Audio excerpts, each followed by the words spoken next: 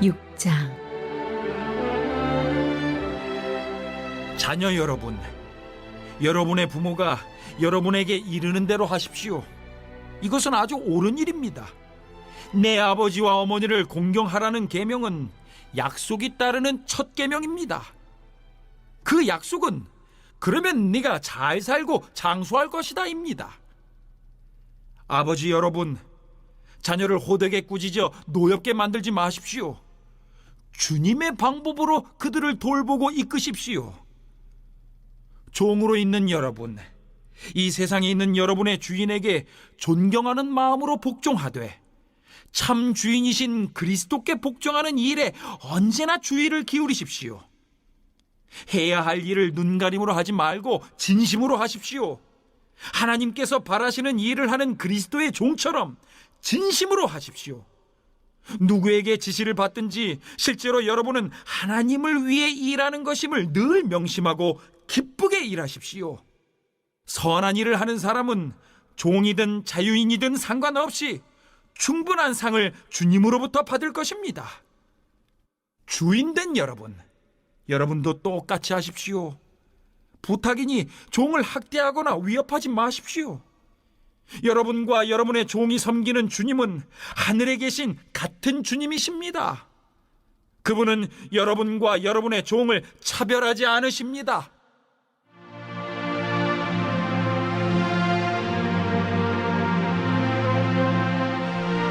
마귀와 끝까지 싸우십시오.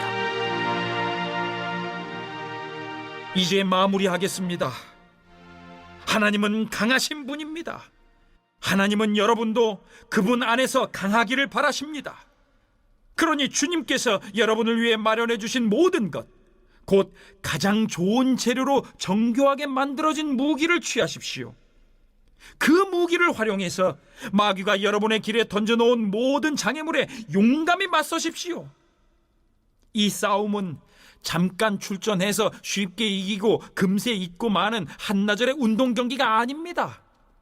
이 싸움은 지구전, 곧 마귀와 그 수하들을 상대로 끝까지 싸우는 사느냐 죽느냐의 싸움입니다. 단단히 준비하십시오. 여러분은 지금 혼자 힘으로 다루기에는 벅찬 상대를 마주하고 있습니다. 도움이 될 만한 것은 무엇이든 취하고 하나님께서 주신 온갖 무기로 무장하십시오. 그러면 싸움이 끝나도 여러분은 승리의 함성을 지르며 여전히 두 발로 서 있을 것입니다. 진리와 의와 평화와 믿음과 구원은 단순한 말 이상의 것입니다. 그 무기들의 사용법을 익히십시오. 살아가는 동안 그 무기들이 필요합니다. 하나님의 말씀이야말로 없어서는 안 될 무기입니다. 마찬가지로 계속되는 이 전쟁에서 기도는 필수입니다. 열심히 오래 기도하십시오. 형제 자매를 위해 기도하십시오. 끊임없이 주의를 기울이십시오. 서로 기운을 북돋아 주어 아무도 뒤처지거나 낙오하는 사람이 없게 하십시오. 그리고 나를 위해 기도하는 것도 잊지 마십시오. 내가 무엇을 말해야 할지 알고 할 말을 제때에 용기 있게 말하며 그 비밀을 누구에게나 전할 수 있게 해달라고 기도해 주십시오. 나는 비록 감옥에 갇힌 전도자이지만 이 메시지를 알릴 책임이 있습니다. 이곳에 있는 나의 좋은 벗 두기고가 내가 어떻게 지내는지, 나의 신변에 어떤 일이 있는지를 여러분에게 알릴 것입니다. 그는 참으로 듬직한 주님의 일꾼입니다. 나는 우리의 사정을 여러분에게 알리고 여러분의 믿음을 북돋으려고 글을 보냈습니다. 친구 여러분, 잘 지내십시오. 하나님 아버지와 주 예수 그리스도께서 주시는 사랑과 믿음이 여러분의 것이 되기를, 오직 순전한 은혜가 우리 주 예수 그리스도를 사랑하는 모든 이들에게 함께 하기를 바랍니다.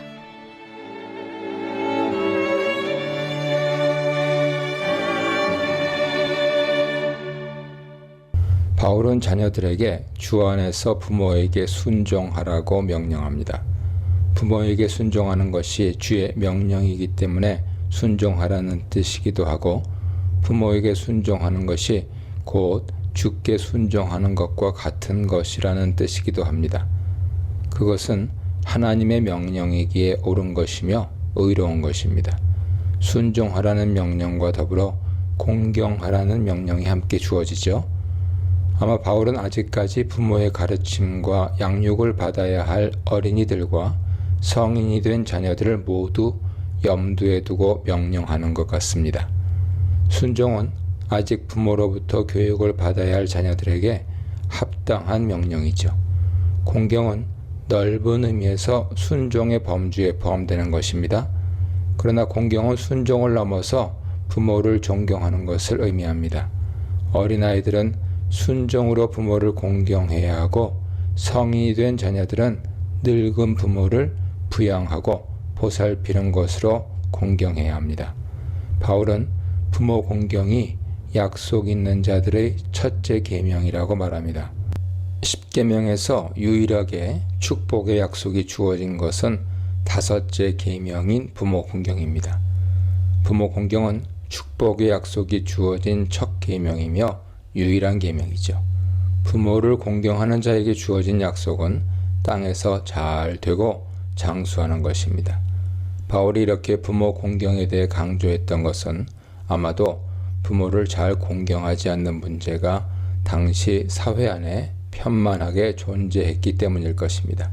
바울은 종말의 특징 중 하나로 부모를 거역하는 일이 일어날 것이라고 말합니다. 디모데후서 3장 2절 보세요. 사실 피차 복종하라는 바울의 권면은 이미 때가 악한 종말의 시기가 되었다는 긴박한 종말론적 인식에서 출발하고 있습니다. 4절입니다. 피차 복종하는 것에 있어 아비들은 어떻게 하는 것이 자녀에게 복종하는 것이 될 수 있을까요? 사실 남편이 아내에게, 부모가 자식에게, 그리고 주인이 종에게 복종한다는 말은 잘 어울리지 않는 표현입니다. 여기서 복종한다는 것은 세상적인 관점에서의 명령과 복종 개념이 아닙니다. 피차 서로의 필요를 위해 자신을 희생하고 헌신한다는 차원에서의 섬김을 의미하는 것이죠. 남편이 아내에게 복종하는 것은 아내가 원하는 헌신적인 사랑을 통해서 표현됩니다. 아비가 자식에게 복종하는 것은 자식들이 원하는 사랑과 자비로 교훈하고 양육하는 것입니다. 또한 자녀를 노엽게 하지 말라는 것은 자녀들을 교훈하고 양육할 때 너무 가혹하게 대하여 자녀가 반항심을 가지지 않도록 하라는 것입니다. 오직 주의 교훈과 사랑으로 양육하라는 것은 주의 가르침에 따라 자녀를 훈계하고 양육하라는 뜻입니다. 5절입니다. 부모와 자식 관계에 이어 이제 종과 주인 관계에 대해 설명합니다. 노예 제도가 있었던 당시 상황에서 에베소 교회에는 노예 출신들도 있었고 노예를 소유한 주인들도 있었습니다. 그런데 그리스도 안에서 한 형제가 되었다는 이유로 종들이 주인에 대한 태도를 안일하게 해서는 안 됩니다. 또한 주인이 종을 그리스도 안에서 한 형제로 대우해 준다고 해서 종이 주인에 대한 의무를 소홀히 해서도 안 됩니다. 바울은 종들에게 주인의 명령에 순종할 것에 대해 길고 자세하게 설명하는데 이는 당시 종의 주인에 대한 태도가 잘못된 방향으로 가고 있었음을 암시합니다. 바울은 빌레몬서에서 주인을 피해 도망쳐온 종 오네시모를 다시 그 주인인 빌레몬에게 돌려보냅니다. 이처럼 종은 그리스도 안에서 자유인이 되었다고 해서 자신의 신분을 망각하고 주인의 명령을 거역하며 경거히 행동해서는 안 됩니다. 따라서 바울은 두려워하고 떨면서 성실한 마음으로 주인에게 자신의 의무를 다하고 순종하라고 명령합니다. 성실한 마음은 둘로 갈라지지 않은 하나된 마음으로 주인에게 순종하라는 뜻이죠. 즉 그리스도를 섬긴다는 명분으로 육신의 상전에 대한 의무를 등한시해서는 안 되고 오히려 그리스도를 섬기듯이 더욱 주인을 잘 섬겨야 합니다. 6, 7절입니다. 주인을 섬기는 종들의 태도에 대해 구체적으로 설명합니다. 주인이 볼 때에만 열심히 일하는 척하는 눈가림에 순종을 해서는 안 됩니다. 그것은 진실한 순종이 아니라 속이는 것이며 게으른 것이죠. 그렇게 해서 주인을 속일 수 있을지는 몰라도 하나님을 속일 수는 없습니다. 그리스도의 종들처럼 행하라는 것은 육신의 상전을 대하기를 마치 그리스도를 대하는 것처럼 하라는 뜻입니다. 즉 마음에서 우러나는 진심으로 순종하라는 뜻이죠. 바울은 육신의 상전들이 주와 같지 않다는 것을 잘 알고 있습니다. 주는 선하고 의로우시며 자비하신 분이지만 육신의 상전들은 그렇지 못합니다. 그럼에도 불구하고 육신의 상전에게 마치 그리스도께 하듯 진실하게 순종하라는 것은 그것이 하나님의 뜻이기 때문입니다. 하나님은 그리스도인들이 어떤 신분이나 상황에 있든지 항상 정직하고 진실하게 행하기를 원하십니다. 8절입니다. 바울은 왜 종들이 육신의 상전에게 죽게 하듯이 순종해야 하는지 그 이유를 설명합니다. 그리스도인이 세상에서 무엇을 하든지 주의 뜻에 따라 행한다면 그것은 곧 죽게 하는 것이 되죠. 종이 주의 뜻에 따라 육신의 주인에게 순종하는 것은 주께 순종하는 것이 되며 주께서는 그들에게 상을 주실 것입니다. 그리스도 앞에서는 종이나 주인이나 모두 동일합니다. 종이라고 해서 자유인보다 못한 취급을 받지 않고 주인이라고 해서 종들보다 더 대우받는 것이 아닙니다. 오직 주께서는 각자가 선을 행한 대로 갚으시기 때문에 주인이 자신에게 어떻게 대하는지에 대해서는 신경 쓸 필요가 없습니다. 즉 주인이 종에게 선하게 대우하지 않는다고 해서 그것이 하나님의 뜻에 순종하는데 걸림돌이 되어서는 안 됩니다. 그리스도인은 상대방이 어떻게 하든 각자 자신에게 주어진 주의 뜻에 따라 행하기만 하면 됩니다. 9절입니다. 바울은 주인도 종에게 이와 같이 하라고 명령합니다. 여기서 이와 같이 하라는 것은 종에게 모든 일에 있어서 주께 하듯이 하라고 명령했던 것처럼 주인도 종을 대할 때 그러한 태도로 하라는 뜻이죠. 보통 종이 주인에게 기대하는 것은 냉정하고 가혹하게 대하지 않고 자비와 긍휼을 베풀어 주는 것입니다. 따라서 바울은 주인에게 종을 위협하지 말라고 명령합니다.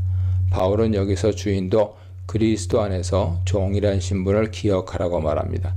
만약 자신이 그리스도의 종이라는 사실을 기억한다면 자신의 종에게 가혹하게 대하지는 않을 것입니다.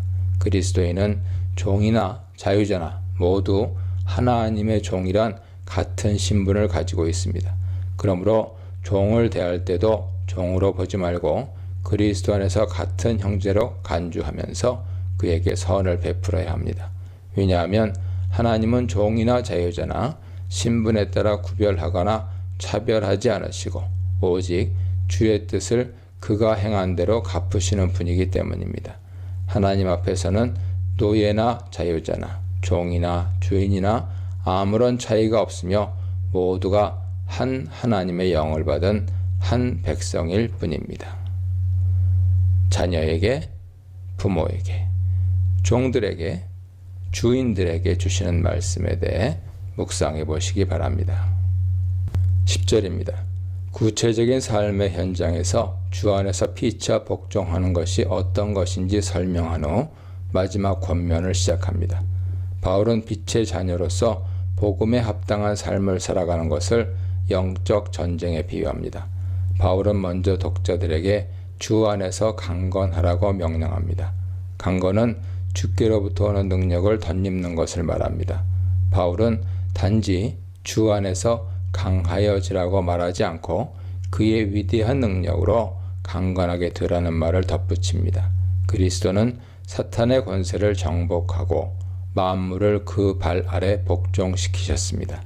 그리스도인이 영적 전쟁에서 승리하는 길은 그리스도의 위대하신 능력으로 덧입는 길밖에 없습니다. 우리가 어떻게 그의 능력으로 덧입을 수 있는지에 대해서는 11, 13절에서 설명하는데 그것은 하나님의 전신 갑옷으로 우리가 스스로 무장하는 것입니다. 11, 13절입니다.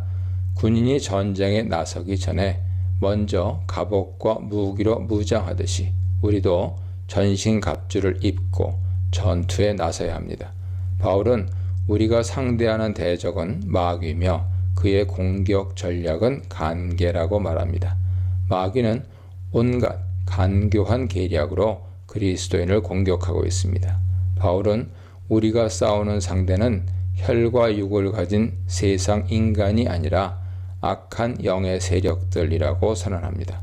바울이 이 말을 하는 이유는 독자들이 영적 전쟁의 본질과 실체를 정확히 깨달아야 했기 때문입니다. 바울은 혈과 육을 가지고 살아가는 인간들이 아니라 그 배후에서 역사하는 악한 영들이 우리가 상대해야 할 궁극적인 원수라는 사실을 상기시키고 있습니다. 바울은 우리가 상대해야 할 대적들을 나열합니다. 통치자들과 권세들과 어둠의 세상 주권자들과 하늘에 있는 악한 영들입니다. 이들은 모두 11절에서 언급한 마귀 하수인들이죠. 이들을 상대하기 위해서는 하나님의 전신갑주를 입어야 합니다. 바울은 11절에 이어 13절에서도 다시 하나님의 전신갑주를 입으라고 강조합니다. 우리가 전신갑주를 입어야 할 이유는 악한 날에 마귀의 관계를 능히 대적하고 하나님 앞에서 인정받는 자로 서기 위함입니다.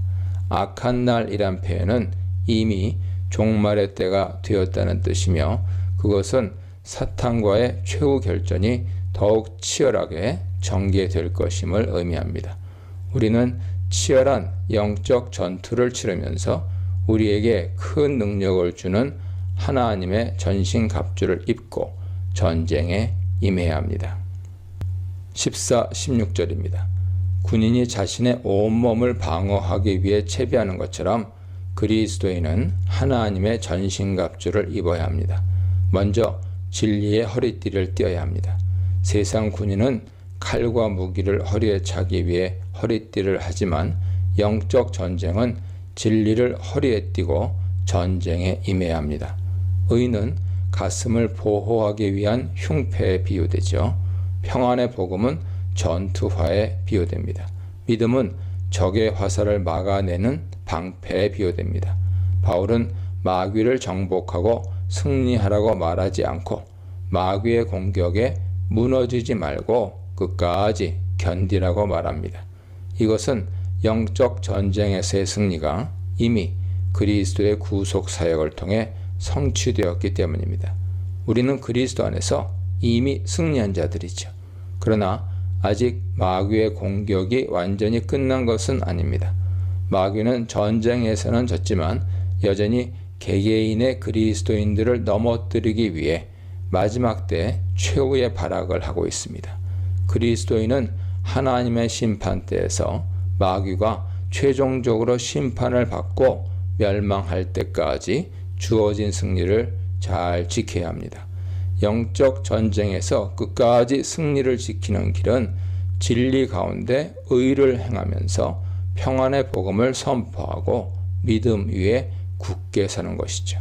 그러므로 영적 전쟁의 실체는 마귀의 모든 간교한 계략에도 불구하고 우리가 빛의 자녀들처럼 의와 진리와 거룩함으로 살아가는 것입니다. 즉 누구를 정복하고 무너뜨리는 것이 아니라 모든 핍박과 유혹에도 불구하고 진리 가운데 의를 행하는 것이 영적 전쟁입니다.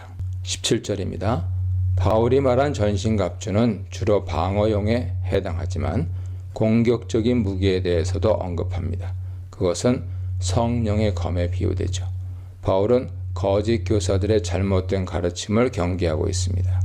하나님의 말씀을 성령의 검에 비유한 것은 거짓 교사들의 잘못된 가르침을 쳐부수는 무기는 복음의 참된 진리란 사실을 드러내기 위해서죠. 바울은 디모데 전서에서 에베소 교회의 이단적인 가르침에 대항하여 오직 진리의 말씀만을 가르치고 그 가운데서 떠나지 말라고 명하셨습니다. 18절입니다. 우리가 하나님의 전신갑주를 입고 있어도 전쟁에서 승리하는 것은 결국 하나님의 도우시는 능력이 있어야 가능한 것입니다. 따라서 바울은 항상 깨어 기도할 것을 명합니다. 먼저 모든 기도와 간구에 대해 언급하는데 이것은 성도들의 여러 가지 다양한 필요에 따라 항상 기도할 것을 강조하는 것입니다. 우리의 기도는 항상 성령 안에서 깨어 기도하는 것입니다.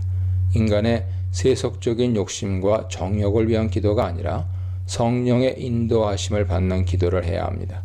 바울은 성도들이 영적 전쟁에서 승리할 수 있도록 항상 서로를 위해 깨어 기도할 것을 명합니다. 19, 20절입니다. 바울은 자신을 위한 기도를 부탁하는 것을 잊지 않습니다. 사실 그는 가장 어려운 상황 가운데 있죠.